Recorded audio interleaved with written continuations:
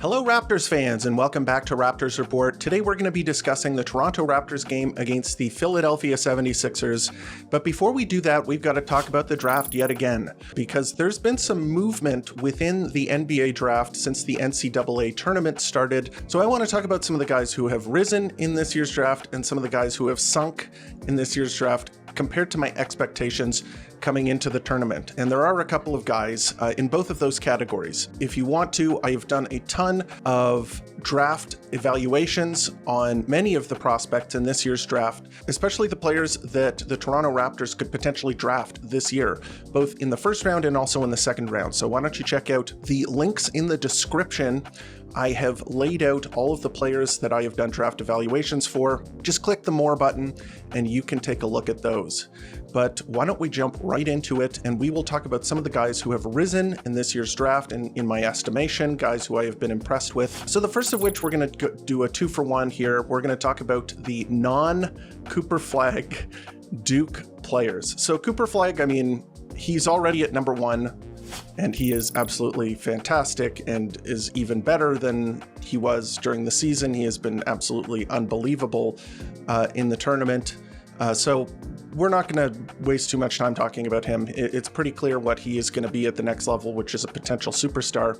The other guys that are in the mix for the Toronto Raptors pick are Con Knimpel and Kamen Malawach. And these two players have really impressed me watching them in the tournament. So we'll start with Kamen Malawach, and he has really shown what he's capable of in the tournament. I think he's had a very good tournament. He's been dominant on offense.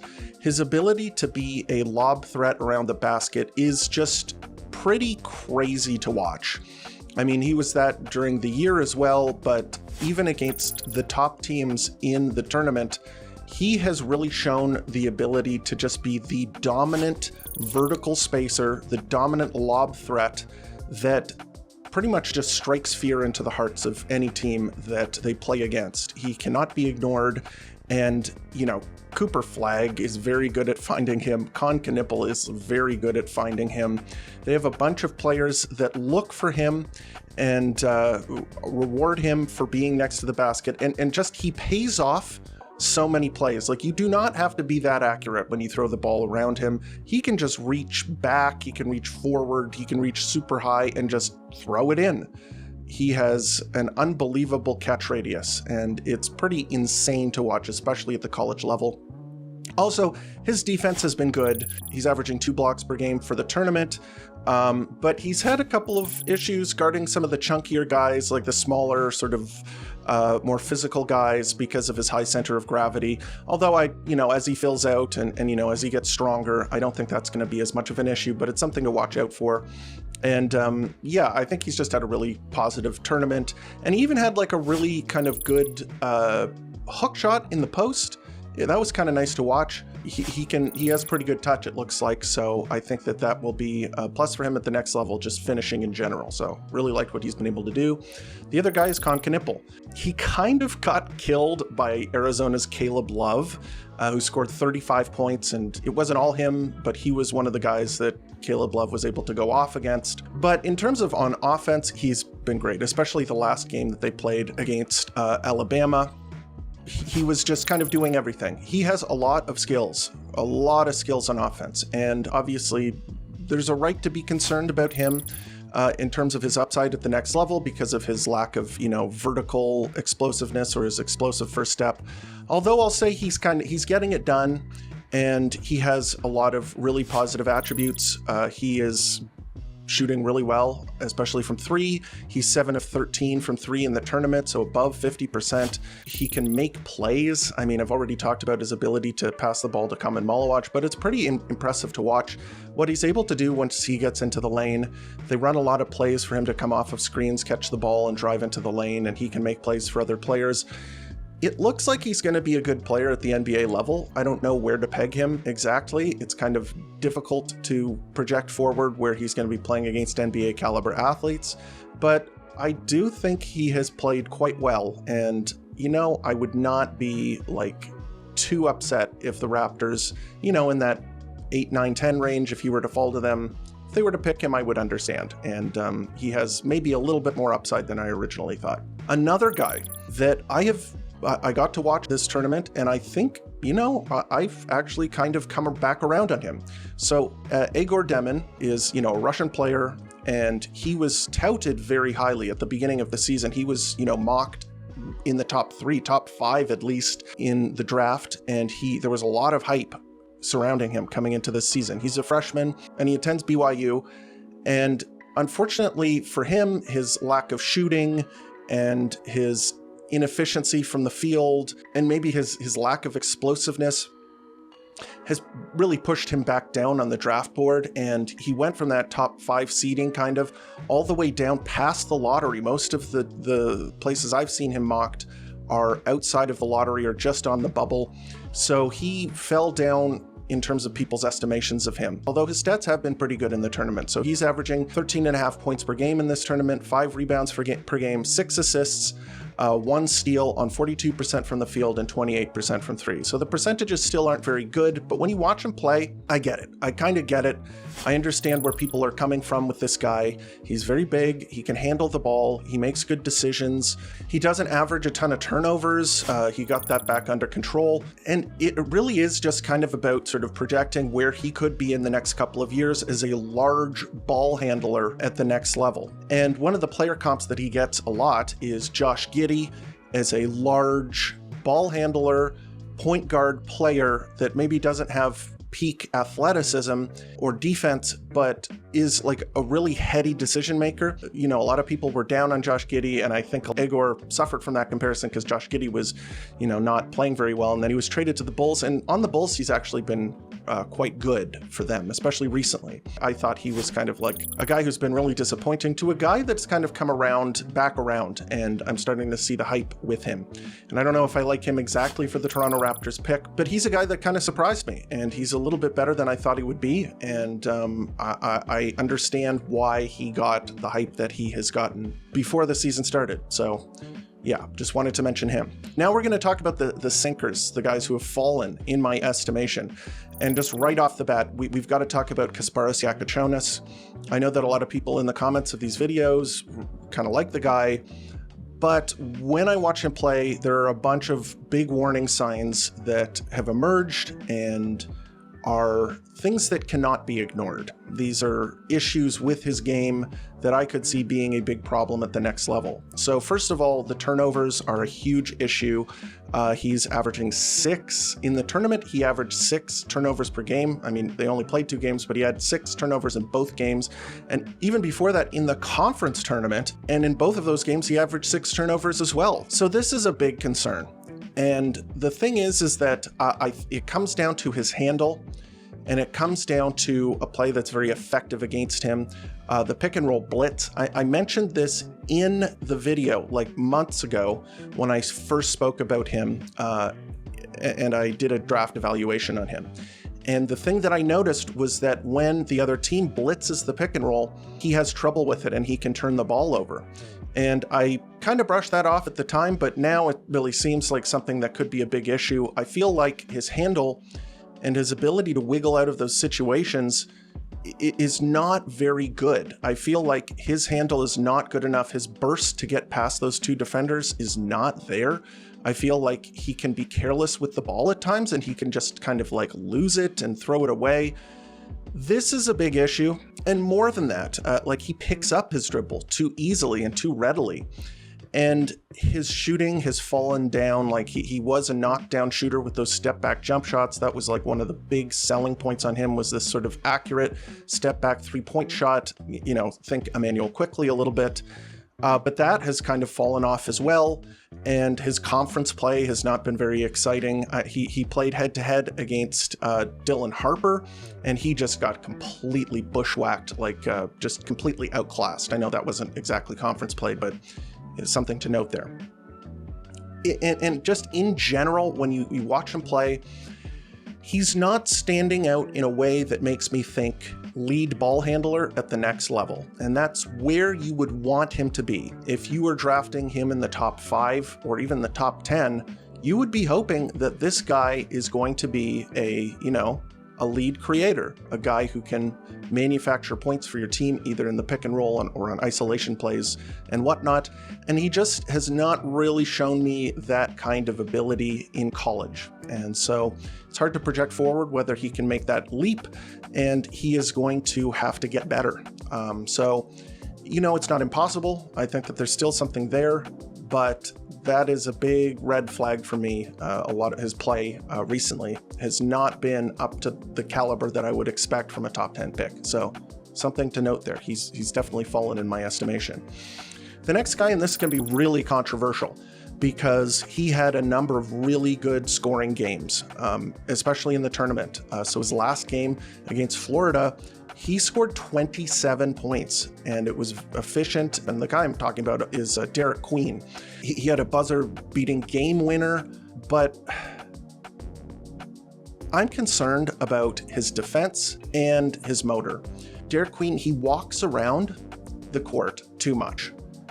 He does not seem engaged unless he has the ball in his hands, or he is one of the primary defenders in a play.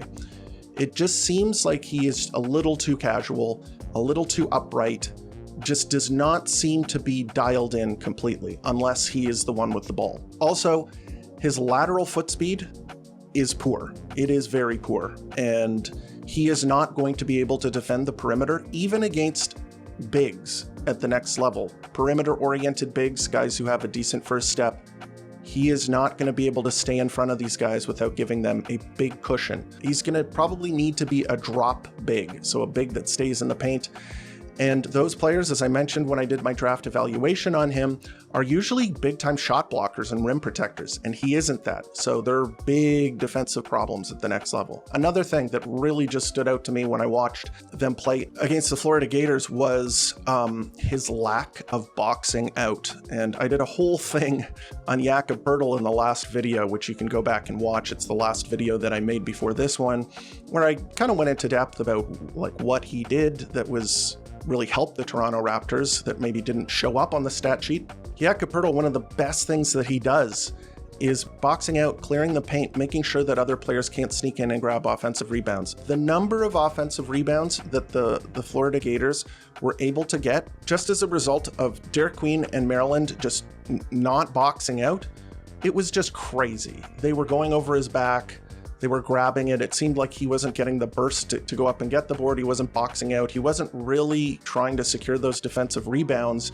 And Florida just went nuts on him. And he was obviously one of the reasons that they were in the game on the offensive end. Florida really didn't have an answer for him. But on the other end, he was getting abused. His lack of foot speed, his lack of boxing out, his defensive shortcomings, it was not pretty. Let me just put it that way. I just don't know how you're going to build a competent defense around him. The one comparison that I have seen that I think is the aspirational hope for him would be a guy like Alperen Şengün, who also has concerns with his foot speed and his ability to protect the basket. That is like a hope, and it's something that you could possibly get to at the next level. I'm not saying that it's a terrible comparison, but first of all, Houston has like zillions of amazing perimeter defenders, so you'd have to kind of build around him. And also, Şengün is not a bad positional defender, and he does box out and do all of the intangible stuff that you like centers to do. He's just not very athletic, doesn't have good foot speed, not a good rim protector. However, there's a guy that he kind of reminds me of. This is a deep cut. This is from a long time ago. The early 2000s, there was a guy named Eddie Curry who played for the New York Knicks and for the Chicago Bulls. Kind of a similar player, also similar in terms of physique as well. Like Eddie Curry was kind of out of shape. That was his thing. Didn't have good foot speed, wasn't a very good rim protector. Very good post scorer, could score inside, very creative player on the inside that could score, but his defensive shortcomings and also his rebounding as well was just not up to snuff, and he was never able to become a winning player. And that's kind of how I see Derek Queen a little bit. So I understand that might be a controversial take, but I'm kind of a little lower on him, and I would be more interested in taking Colin Murray-Boyles, who's a better defender, especially on the perimeter. I would be more interested in drafting a guy like that than Derek Queen, even with Derek Queen's very high offensive upside. In any case, I gave you 5 players there. We did the 2-for-1 with the Dukies and also Egor Demon, and then the sinkers, the guys who fell, Kasparis Yakachonis and Derek Queen. And those are the guys that, you know, have moved the most, in my opinion, in terms of where I kind of value them. And we are going to be getting into the game that the Toronto Raptors played against the Philadelphia 76ers. And while this game was not very entertaining from like a competitiveness standpoint, the Raptors just completely whitewashed them, ran them off the court. This was a fun game to watch from a rookie standpoint, because there were a lot of really impressive performances from pretty much all of Toronto's rookies this year. So Mobo, Jamison Battle, Jamal Shed, and Jacoby Walter all had various degrees of good games. And so we're going to get into the player evaluations, and we'll kind of discuss what those guys were able to do, including others as well. Well, we'll start off the evaluations with, I think, the best player in the starting lineup, and that was unquestionably RJ Barrett. RJ Barrett had a really good offensive game. He had 31 points on 22 shots. He was 4 of 7 from 3. He did have a bad night at the free throw line. He was 3 for 8 and was just, he missed 2 in a row when he was at the stripe. It was just not a pretty night from the free throw line, and that's been an issue all season long, but he did have a good game outside of that. 5 rebounds, 5 assists, 0 steals, 0 blocks, and 3 turnovers. The Philadelphia 76ers do have a pretty good shot blocker who's been playing for them, Adam Bona. He finished with 5 blocks, so it's not like they were completely without rim protection, but outside of that, especially the guards and the forwards, there's not a lot of help. And there's not a lot of guys that can stay in front of and withstand RJ Barrett's kind of relentless attack on the rim. He was just really good going inside and scoring. And his jump shot was going in as well, 4 of 7 from 3. That's very encouraging. He was making plays and doing all sorts of stuff. It was really just, he outclassed the 76ers. They really do not have an answer for a player who has, you know, enough polish, enough skill, enough ball handling ability to get to the rack, and a good finishing touch. It was really, he was just a cut above everybody else on the court. And yeah, he had the best game.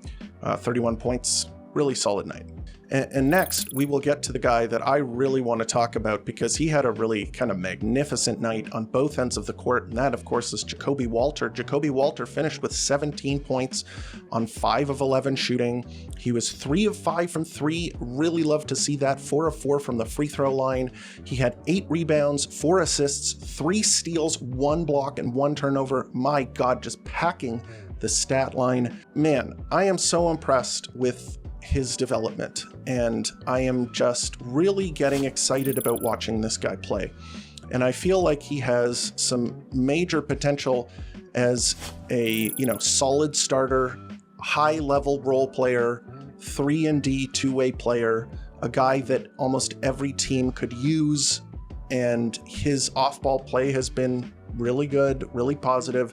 And then the defense has been, you know, a cut above. I think he has been one of the best defensive rookies in his draft class. And there are a couple of guys on the Raptors who are kind of in that same conversation, but his size and length and tenaciousness on defense is just so apparent every time you watch him. He is really active. He has really good hands on defense. He is always trying to strip players. He's always trying to like get up and in, take chances. And one of the things about a good defender is that when you're blessed with the physical tools, so like long arms and good reaction time and fast feet, you can take a couple more chances because a lot of the time you can recover. And he knows that, and he does that, and it really just translates into a much more disruptive defense.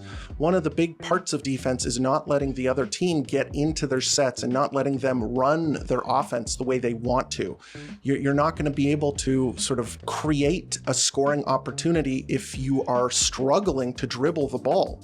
And he does such a good job of staying in front of players and harassing them to the point where, you know, a lot of the time they just get, they lose control of the ball, or they make a bad pass, or they have to kick it back out into a position where there's no opportunity, no scoring opportunity. He plays at a level that a lot of rookies don't get to. They don't really reach the level of defense that Jacoby Walter has been able to show this year. So I'm really, really encouraged by that development, and I think that this guy's a keeper. I'm very impressed with what he's been able to do since he's returned to the lineup. And next up, we're going to go to Jamal Shed. And Jamal Shed, again, has struggled to be a good scorer when his three-point shot isn't going in. He had 11 points on 14 shots, so that isn't good. He was 1 of 4 from 3, also not great, and 2 of 2 from the line. So why is this guy third on the list here? Well, it helps that he had 9 assists in this game to 1 turnover. And he was making plays for everybody. He was really doing an excellent job distributing the ball, but also the defense. And he had 2 rebounds, but more importantly, 3 steals, 1 block. So very, very similar to Jacoby Walter, had the same number of steals and blocks, and 9 assists to 1 turnover. These two were just all over the 76ers on defense. And the 76ers, I mean, like, there's a reason why the Jacoby and Jamal Shed got 3 steals each. The 76ers do not have a competent ball handler right now. They're kind of running without a point, like a real point guard right now. They don't really have a guy who can competently handle the ball under pressure. And when you have 2 guys like Jamal Shed and Jacoby Walter harassing those players, they're going to turn the ball over. They're going to make bad passes and they're going to succumb to the pressure, or there's going to be like cookies moments where they just get completely stripped. And Jacoby had one of those, and so did Jamal Shed. It was just kind of a night of frustration for the 76ers, and in a big part just due to what Jamal Shed and Jacoby Walter were able to do on defense. Next up, we'll go to Orlando Robinson. Orlando Robinson had a decent night, especially scoring-wise. He had 13 points on 7 shots. That was good. He was able to score around the rim pretty well. He was 1 of 1 from 3, so that is a good thing to see. He is a guy that has been trying to show that he has that stretch potential. He seems to be able to make that shot if he's open. 2 of 2 from the free throw line with 4 rebounds, 4 assists, 1 steal, 1 block, 0 turnovers. Pretty good defense, and the reason I put him lower on this list was just, I think that Adam Bona outdueled him. It felt like Adam Bona, even though he had 5 turnovers in this game, had kind of a better night than Orlando Robinson. I think he kind of got the better of him on the boards and with the rim protection. But other than that, I guess Orlando Robinson, he only played 23 minutes. I thought he had a pretty decent night. Not as good as the other players, but again, his efficiency was good, and he helps run the offense and all of that good stuff. So pretty good game from him. Last on the list, and probably one of his worst games of the season, but honestly, it doesn't matter. Scotty Barnes. One of the first times I've seen him, there might have been another time that he came last in this category. He played 28 minutes. He only had 9 points on 12 shots. He was 0 of 2 from 3, 1 of 2 from the free throw line with 5 rebounds, 4 assists, 1 steal, 0 blocks, 0 turnovers. And his defense was good, no doubt about it, but not a very impactful game. This was not a serious game. The Raptors were ahead all evening long, except for maybe in the first quarter was pretty close, but after that it was just a laugher, so who cares? Off of the bench, we are going to give it to Jamison Battle. Jamison Battle was awesome last night. He was really good. 16 points on 11 shots. He was 4 of 8 from 3. This is a big change from the night before where he was 0 of 5 from 3. This happens with shooters all the time. As I've mentioned, shooting is a very variable skill. It is, wildly inconsistent. You go 0 for one night, you go 50% the next night, which is what he got last night. He had 7 rebounds. Again, I have mentioned his rebounding has been really positive. I feel like he's a strong guy. He can go get those boards. Really love to see that. 1 assist, 0 steals, 0 blocks, 1 turnover. And he had a couple of nice plays where it was not a 3-point shot, where he was able to drive inside. He had a really nice turnaround jump shot that went in. He looks like a gamer. He looks like a player that can do a couple of things at a competent level. Rebounding seems to be one of them. The defense he is putting an effort on that end, and it's not disastrous. Let me put it that way. It is not like I am clawing my eyes out watching him play defense. It's pretty good. And then the shooting, when he has a really good shooting night like he did last night, you're just looking at a good rotation player. So great job from him. Next up, we will go to Jonathan Mobo, who had a fantastic night, 13 points on 8 shots, really efficient, and that has been his issue this season. He was 1 of 1 from 3. This was just kind of a beatdown by the Toronto Raptors and their rookies. He had 5 rebounds, 3 assists, 1 steal, 1 block, 2 turnovers, so really just packed up the stat sheet. I am happy with his production, and I know I've compared him to Kyle Filipowski, and Kyle Filipowski probably having a better rookie season, but it's not like they screwed up. Oh no, this guy is terrible. How could they have done this? It's more just that, you know, in comparison, maybe he's not having as good of a season, but I see what they're looking at here. I get it. He is an exciting player. He was kind of almost running point guard at certain points in this game where he was able to handle the ball and make plays for other people. They weren't playing Jamal Shed the whole night, and he was one of the playmakers in that second unit. I get it. I kind of like watching him play. And then on defense, he is a really good defender. He is kind of just like Precious Achiuwa, that really good foot speed for a forward / big, could guard on the perimeter a little bit, and then has enough verticality and athleticism, and his arms are long enough to help out on the inside as well. I just thought it was a really good game from him, and very excited to see all of these rookies grow and emerge as helpful players for the Toronto Raptors as they move forward. And there were a couple of other players who played, but those are the ones I wanted to talk about. And we'll talk about this game just very briefly. So the 76ers are nakedly tanking. This is not a competitive basketball club. These players, except for maybe Adam Bona, I liked him. And I've always been a fan of Lonnie Walker as a role player.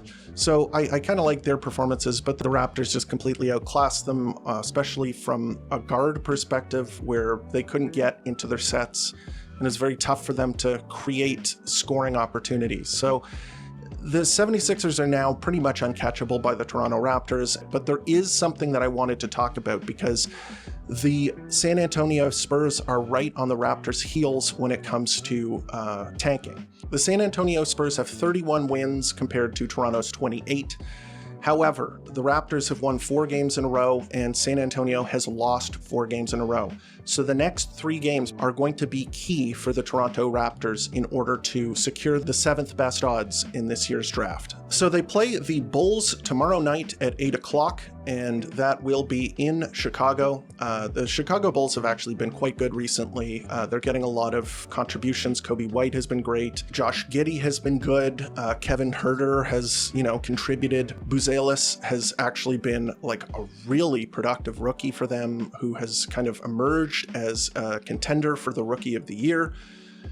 They look like a competent basketball club, and if the Raptors are serious, if you catch my drift, they will lose to the Chicago Bulls tomorrow night. After that, there are a couple of difficult games for them. They play the Trailblazers, then they play the Pistons, who are actually quite good.